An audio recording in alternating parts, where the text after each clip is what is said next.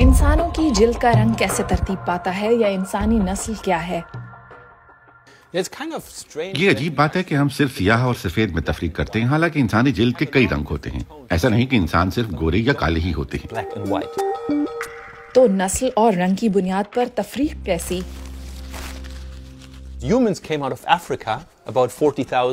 انسان 40,000 سال قبل زیر صحارا افریقہ سے ہجرت کر کے یورپ پہنچا۔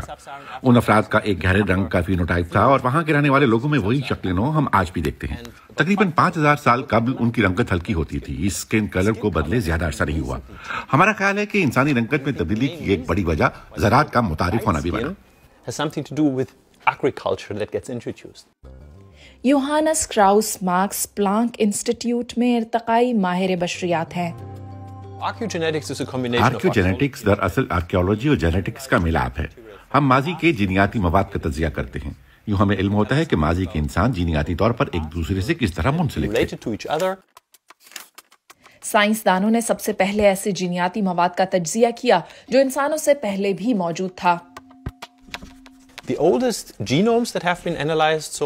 جس قدیم ترین جنوم کا ہم نے تجزیہ کیا ہے وہ تقریباً 15 لاکھ سال پرانا ہے۔ یہ ایک میمت کا جنوم ہے جو زیر زمین منجمد حالت میں ملا تھا۔ ڈائناسور کے ڈی این اے کا تجزیہ کرنے کے لیے اب جراسک دور میں تو نہیں جایا جا سکتا، لیکن ہم 100,000 یا غالباً 10 لاکھ سال پرانے ڈی این اے کا تجزیہ ضرور کر سکتے ہیں۔ لیکن اس سب کا نسل یا رنگ سے کیا تعلق ہے؟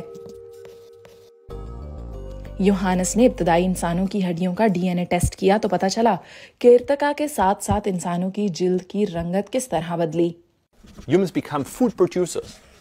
انسان نے خوراک پیدا کرنا شروع کی۔ ابتدا میں وہ زیادہ تر گندم یا جو اگاتا تھا۔ یہاں تقریباً 5,000 سال قبل رہنے والے کسان زیادہ مچھلی یا گوشت نہیں کھاتے تھے۔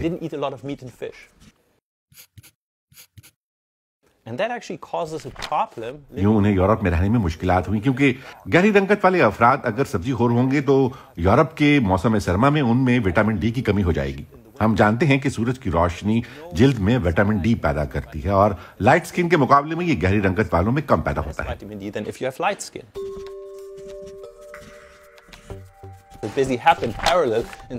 انہی وجوہات کی بنا پر کئی مقامات پر لوگوں کی رنگت ہلکی ہو گئی، لیکن اس کا مطلب یہ نہیں کہ ان لوگوں کا آپس میں گہرا تعلق تھا۔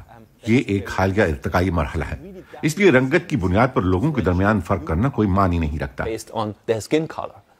یعنی کچھ تبدیلیوں کی وجہ سے انسانوں کی جلد کی رنگت ایک دوسرے سے مختلف ہوئی، تو کیا نسل پرستی کے لیے یہ کوئی معقول وجہ بنتی ہے؟ ہم جانتے ہیں کہ جدید دور کے انسانوں کا ڈی این اے 99.9% ایک جیسا ہی ہوتا ہے، چنانچہ جسے ہم نسل کہتے ہیں اس کی کوئی جینیاتی بنیاد ہے ہی نہیں۔ نسل کی اصطلاح عام طور پر طاقت اور جبر کے ایک آلے کے طور پر استعمال کی جاتی ہے۔ میرا خیال ہے کہ نسل پرستی صرف یورپ کا مسئلہ ہی نہیں، یہ دراصل دولت اور طاقت کے حصول کا آلہ ہے، اور یہ صورتحال دنیا بھر میں ایک جیسی ہے۔